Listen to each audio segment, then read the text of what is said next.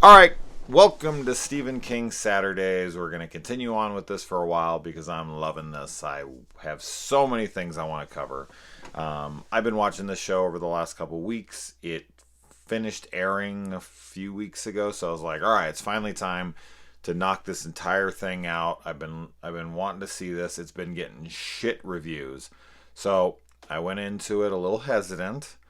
And typically I'm that guy, right? I'm that guy that comes in and is like, oh, come on, man. It's not that bad. Blah, blah, blah, blah, blah. And I'm going to get into spoilers after, like, some initial thoughts here. But for anybody who's just like, do I get CBS All Access? Do I, watch this show? The answer is fucking no. No.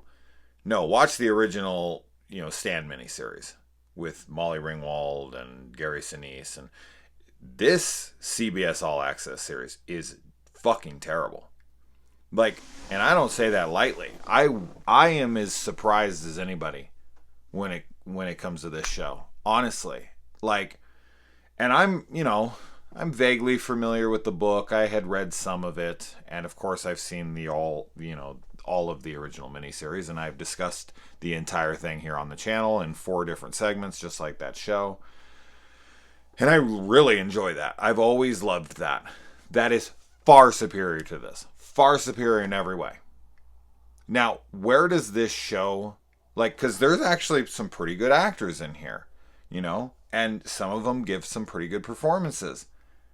But the irony of this show, the fucking irony of this show is that the worst aspect by far is the writing.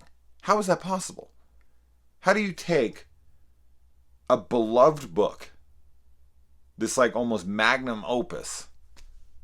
I know Dark Tower would be his magnum opus, but still, it's this fucking enormous novel that is beloved by the fans. And you have, this platform where you can make as many episodes as you want, and you can tell this story as lengthy as you'd like, and you just butcher the structure and the story. I just don't understand that. While I was watching this, the character development in this show is non-existent. It's just not there.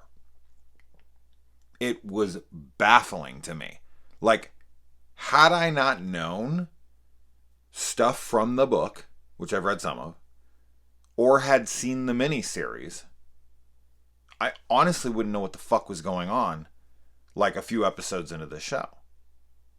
So I am going to get into spoilers right now, but guys, this is awful. Like, when people were saying like it's got like a 5.5 on IMDb, which is really low for a TV series. Like, TV series do not get into the 5s typically.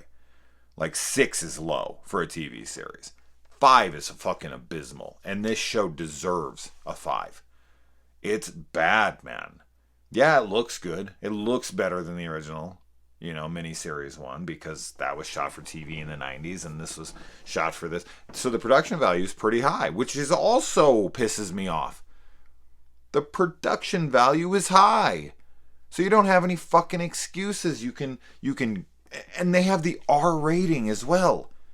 The Stephen King's books are very R rated, and the miniseries was on network TV. They couldn't show shit. They couldn't do any. The one thing that they did do pretty well is some of the special effects stuff, like people with Captain Trips and their throat is swelling up, and some of the deaths in this can be pretty gory and graphic, which is cool. But not enough to make this worth watching. Not enough to, report back and be like, oh, well, maybe it's... Fuck no. This is terrible. Terrible. And it's because of the way they decided to tell this story. And some of the casting choices. But even if those casting choices were the same, this still could have been much, much better. Had they not decided to try to be Quentin Tarantino or something and start at the middle and then work their way backwards and then go to the end. I don't know what I don't know what that choice was, but it was what ruined this more than anything else. Like, okay, but let's get into spoilers. And this is all just going to be kind of off the top of my head. There's a cameo by Mick Garris. He's like at the party. He's at some parties. You know, he's got his long, grown out gray hair. Saw him for like half a second. Was like, well, there's Mick Garris. That's cool that he's in here. It's fuck. If I was him, I'd watch the dailies on this and be like, I don't want to be a part of this. My shit's way better. But he's there, and it's cool that he's there. And then Stephen King's cameo is he's like a picture up on like a poster. Like I think Nick Andrews sits next to him with Tom Cullen or something like that. Yeah, that's what it is. Because that's when they realize that they're near where Mother Abigail is. Anyway, so getting into this fucking show, okay, perfect example, Nick Andrews. Like, let's talk about that character. What fucking character? Like, okay, so in the original miniseries, Rob Lowe plays him, Nick Andrews. And he's such an unbelievably memorable character from the show. If I had no memory or have never seen the original miniseries and I know nothing about the book at all, I couldn't tell you a fucking thing about this guy. I couldn't tell you a fucking thing about this guy. Nothing. Nothing except for, the deaf guy who loses his eye. That's it. And he gets blown up. And that's it. There's no character development with him whatsoever. Here's another thing. This show's longer than the miniseries. It's longer. It's 9 episodes at like 50 minutes apiece. So this thing's like, what, over 7 hours long? The original miniseries is 6. You have no fucking excuse to have worse character development in this one than you do in the original miniseries. I don't understand how that's fucking possible. Randall Flagg is horrible in this, the way he's written. I don't know a fucking thing about the guy. He's a villain, but for what? What? There's no driving force to anything in the show. There's nothing driving the fucking plot forward. I don't know why anyone's going to Mother Abigail, except for that they dreamt about her. I don't know why anyone goes and takes this stand. They get there and they fucking, even the people they sent out as spies, whether it's Tom Cullen or whoever, they just get there and they look, and that's it. They don't fucking do anything. And then the guys who go to take the stand, what do? They get people to, say, I will fear no evil. But it's fucking Trash Can Man that brings the nuke into town, and then the lightning storm blows it up and kills everyone inside. They would have all died. Anyway, it wasn't like they had to get them all together so it would all hit, in the same place and kill all. It took out all of Las Vegas. It didn't matter where you were in Las Vegas. Once that bomb explodes, it's over for everybody. And they don't affect Trash Can Man. And Trash Can Man, oh my God. Ezra Miller way overplays this. Almost like to where I actually enjoyed it. Because it was so fucking outrageously over the top that I was just like, holy shit. The other guy, I can't remember his name, the actor's name. He's much better as Trash Can Man. He just is. And I really like Ezra Miller. I think he's a good actor. But he's just so overblown here. And I think personally that's the director's fault. That's like rein it in, when you give those performances that are way too over the top. I don't know, but whatever. It's not a good performance, but I still kind of like it weirdly. But it's just like we meet him and he blows something up, and then he comes in and he's like, go get me something. And then he leaves and he brings it back and he blows the place up. And that's it. That's the only fucking interaction that we have. And then, oh God. And then Miguel Ferrer's character, the one that's like the highest up. I can't remember that character's name. The guy who plays him in this, for me, was terrible. I didn't like his performance at all as this character. Now, he might be a good actor. I've seen him before and I think he is, but I don't like him at all in this. This flamboyant, wimp. There's, oh my God, Miguel in the miniseries is phenomenal. His like subtle facial expressions and everything while he's like kind of dealing with what's going on in this. Jesus, I had like a fucking stroke there. Is it shows you everything you need to know about this guy. Everything. And this other guy, I know fucking nothing. I know that he was like framed for a murder, and so he's thought to be this guy. But wouldn't Randall Flagg know that? Like, wouldn't Randall Flagg go and pick like a real tough son of a bitch to be at his side? Miguel's character felt like a fucking like tough guy. Like, I legit felt like he was going to take charge. But this other guy, I didn't feel like that at all. I felt like he was a puss the entire fucking time, and I just don't see Randall Flagg giving into him. But oh my God, Randall Flagg. Oh my God. And then like Stu and Franny, like that whole story arc is gone. Like, there's Franny and Harold, and there's like a little bit of interaction with them, and we kind of see what a creep he is. That might be the best character development in the entire fucking thing. Is Harold and Franny, and how creepy he is, and how much she doesn't want to be around him. She like tries to kill herself and all that. At least there's something there. There's something going on there. But like Stu and Franny are just together. They're just a couple. I think like one of the first times we see them, the first time we ever see them together, they're already a couple. And we never see that romance occur. We never see them fall in love with each other. We never see their interactions that make them like fall for each other and like, kiss and start to form a relationship or whatever. It goes from them meeting on the road and Harold not trusting him. And then it shows like another flashback where they're like talking about something, but it's like there's nothing there. Now, Gary Sinise and Molly Ringwald, that's way developed. I see their romance coming together.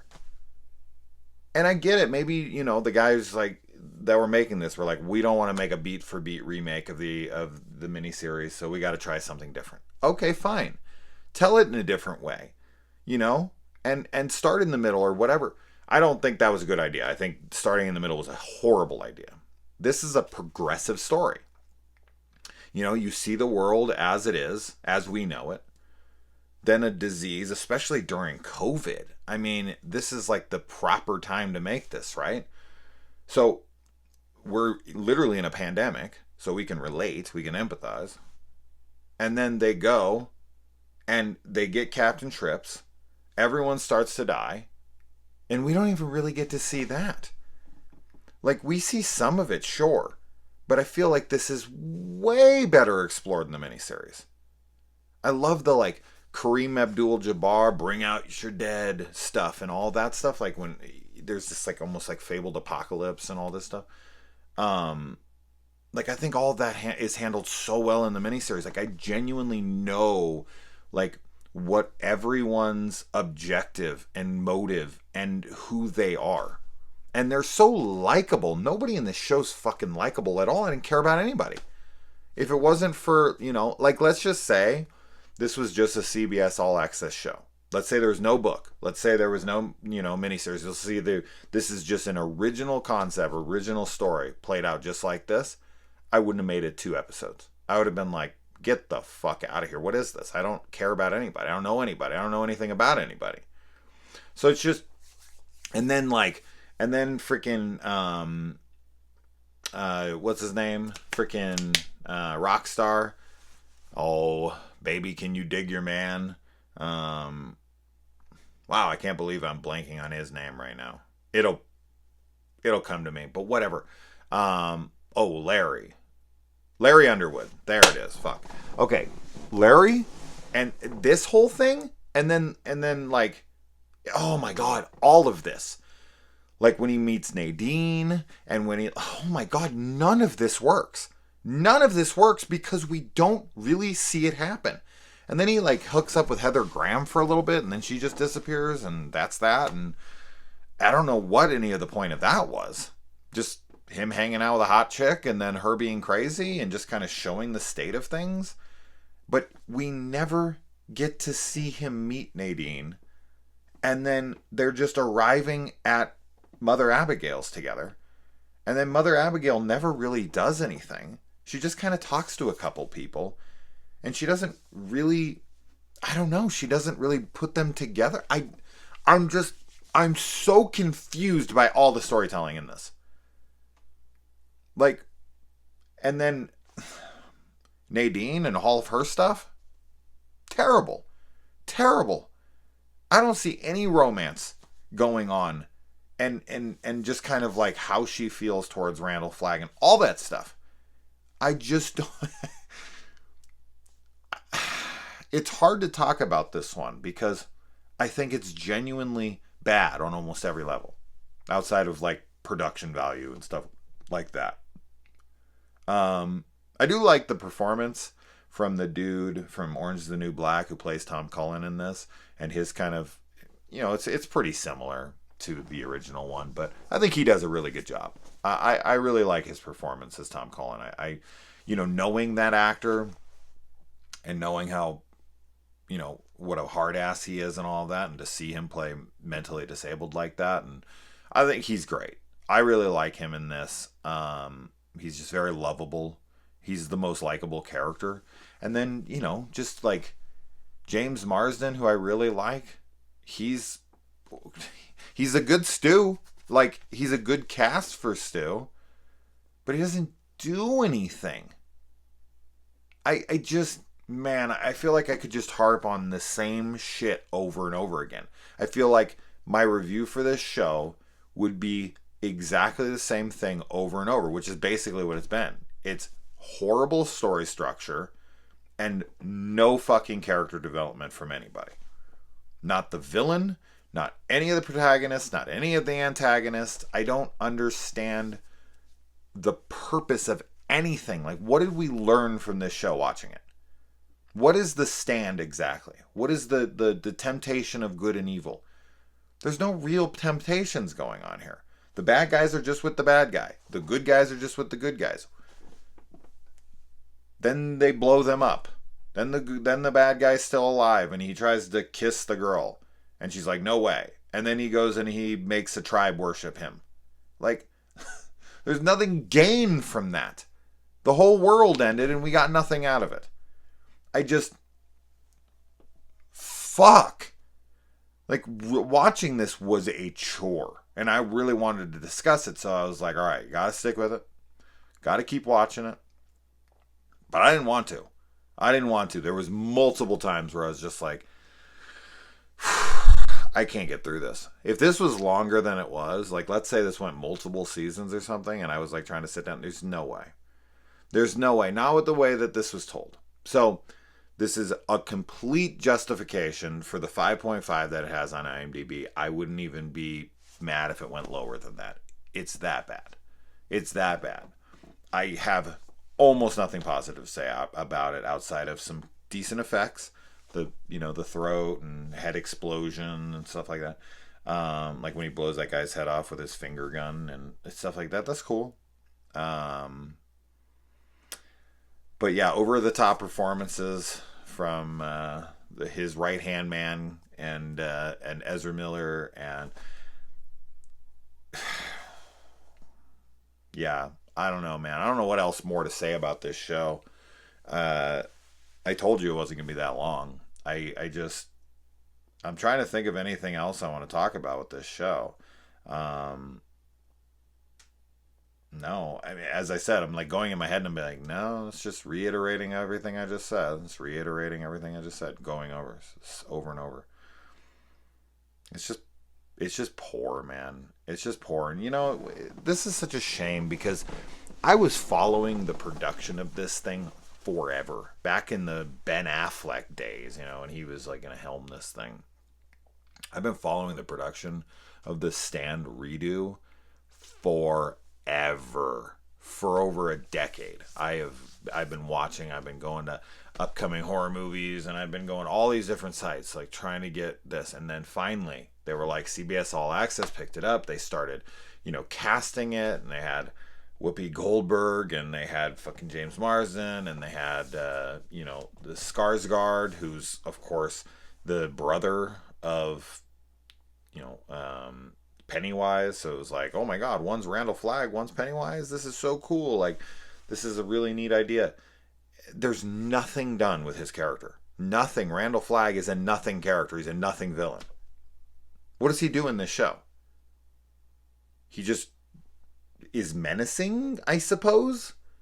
What does he do to earn his villainness in this show? You got anything? I don't got anything. When I was watching the show, everyone in Vegas just worships him, and they're afraid of him. He just yells at people a bunch, and they have to do their own thing. I mean, when he goes to that village and he like blows that guy's head off, I'm like, that's what we needed to see earlier. Like, he just comes out into Vegas and he just starts, like, anybody who doesn't bow to his feet, he blows their fucking head off. And then everyone's like, oh my God, oh my God, oh my God. But like, when Larry starts saying, oh, I will fear no evil, and then other people are like, I will fear no evil, and he's like, no, shoot him. Lloyd? That's it, right? Lloyd, Miguel's character, Lloyd. When he's like, no, let's get them out of here, and he's defiant to him, there's still a nuclear bomb that comes. It's not like his people. I could understand if Larry and them like talked these people in to defying him to the point where they grabbed him and killed him. They all like ran at him together, or he was forced to kill them. They convinced all of his people to stop following him, and he lost his gathering. But no, they just blow him up. So none of them even needed to fucking be there. This is terrible. This is a fucking awful show. So, yeah, I don't know what else to say.